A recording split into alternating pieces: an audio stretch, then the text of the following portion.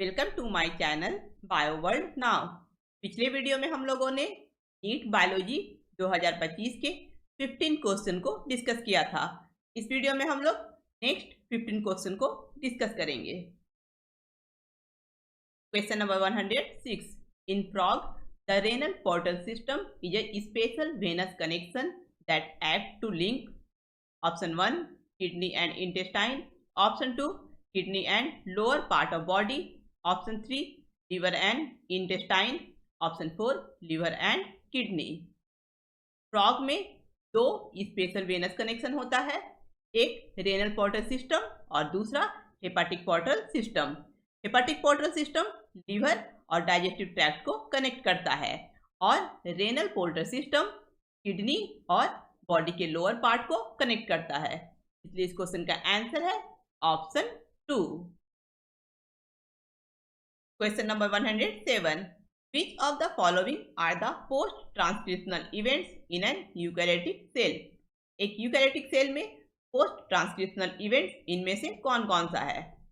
Option A transport of pre mRNA to cytoplasm prior to splicing, B removal of introns and joining of exons, C addition of methyl group at 5 prime end of hnRNA, D addition of adenine residue at 3' end of hnRNA, E base pairing of two complementary RNAs।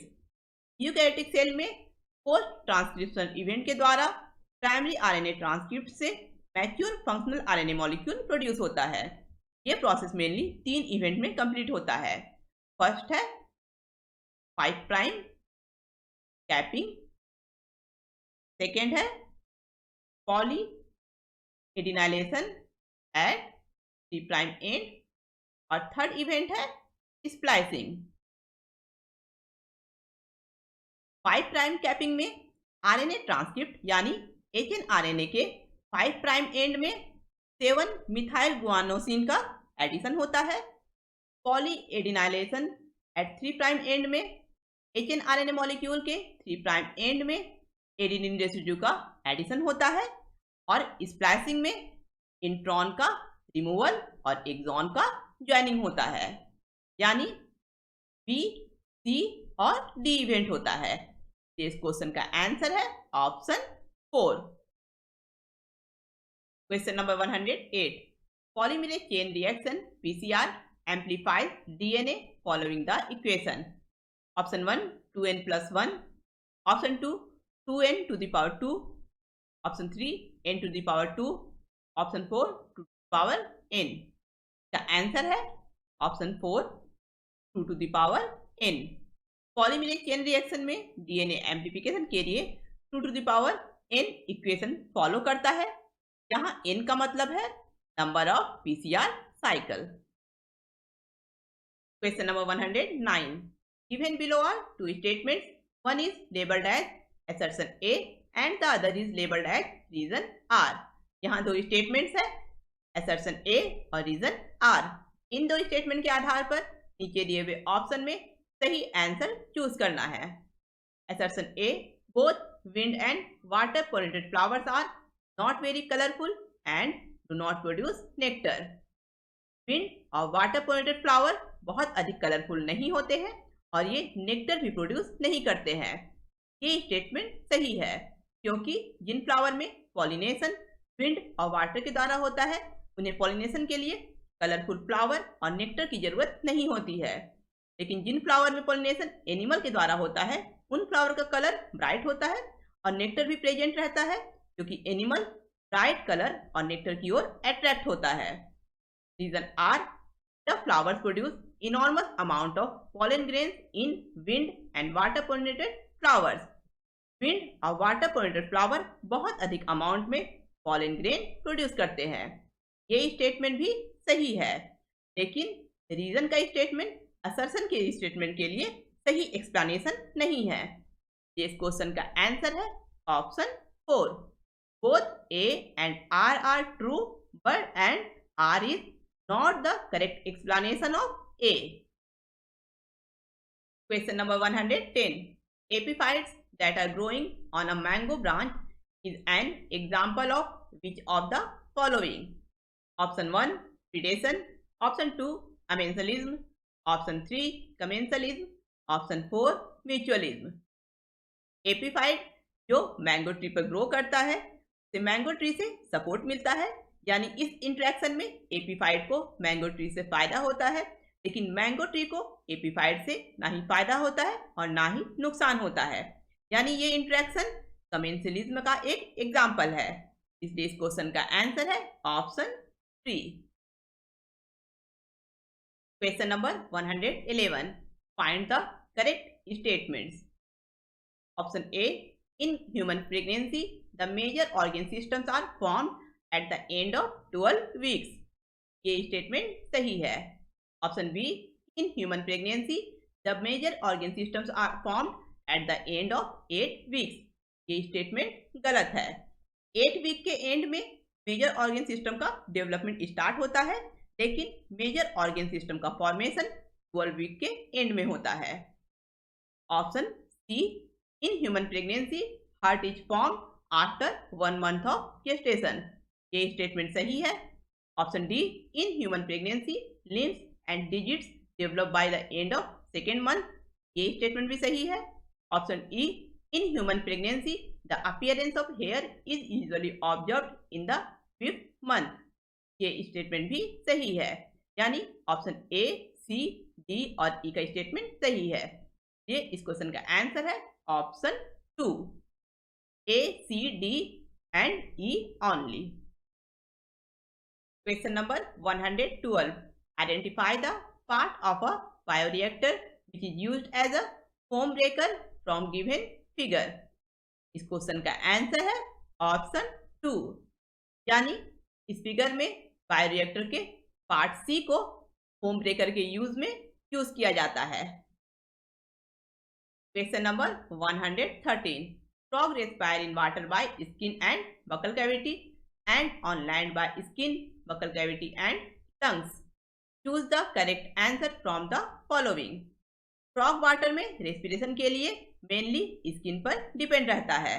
Submerged condition में, यानी जब frog पानी की surface पर तैरता है, उस समय फ्रॉग रेस्पिरेशन के लिए बकल कैविटी का यूज करता है, यानी पानी के अंदर फ्रॉग सिर्फ स्किन के द्वारा ही रेस्पायर करता है, और लैंड पर फ्रॉग स्किन, बकल कैविटी और लंग्स इन तीनों के द्वारा ही रेस्पायर करता है। यानी यहाँ स्टेटमेंट वाटर के लिए गलत है, लेकिन लैंड के लिए स्टेटमेंट सही है। इसलिए इस क्वेश्चन का आंसर है option 1। The statement is false for water but true for land. Question number 114, consider the following statements regarding function of adrenal medullary hormone. Adrenal medullary hormone के बारे में नीचे दिए हुए स्टेटमेंट में सही स्टेटमेंट चूज करना है। Option A, it causes pupillary constriction. Adrenal medulla 2 main hormone secrete करता है, एड्रेनलिन या एपिनेफ्रिन और नॉर एड्रेनलिन या नॉर एपिनेफ्रिन। इन दोनों हार्मोन से पुपिलरी कॉन्स्ट्रिक्शन नहीं होता है, बल्कि इन हार्मोन से पुपिलरी डायलेशन होता है। ये स्टेटमेंट गलत है। Option B, it is a hyperglycemic hormone.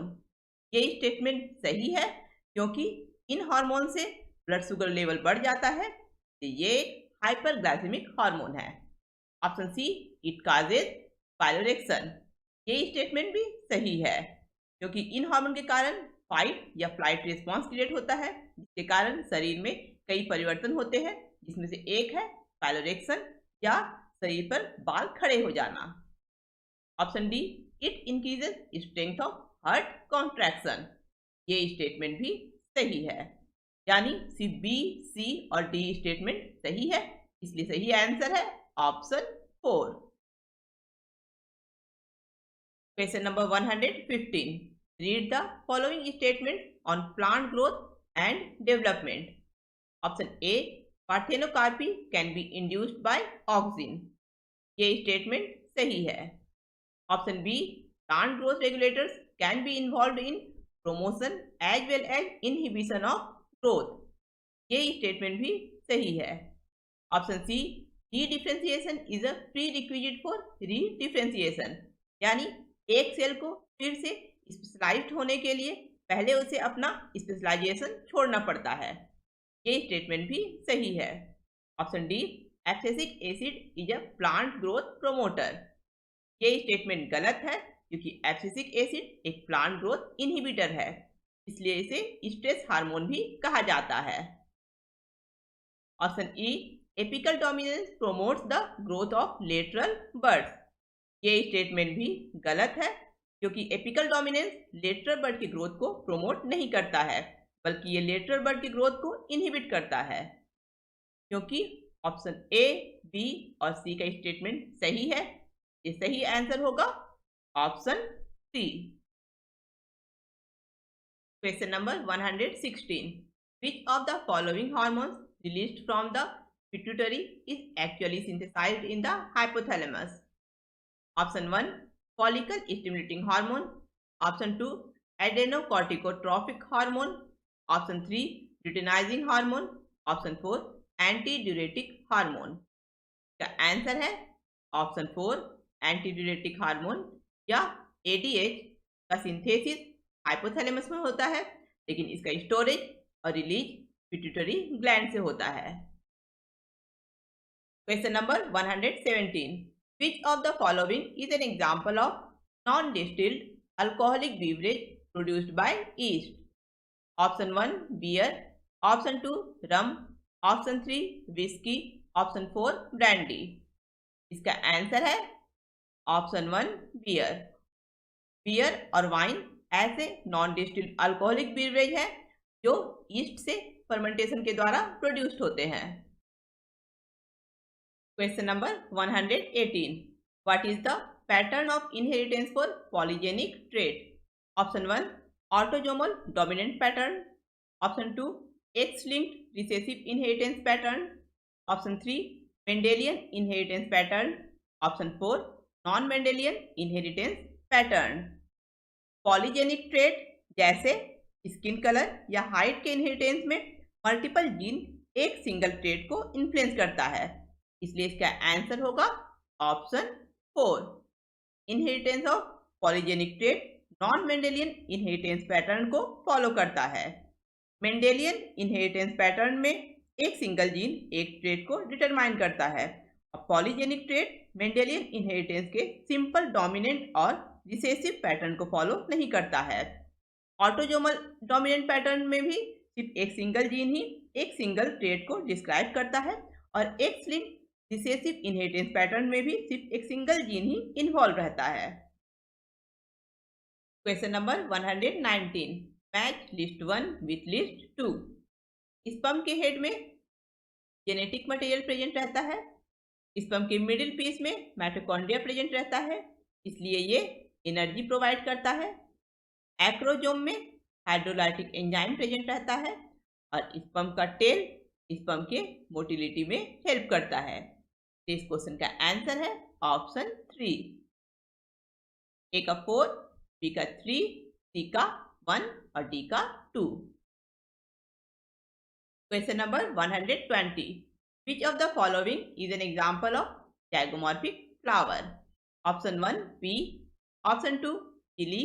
Option 3, petunia. Option 4, धतूरा।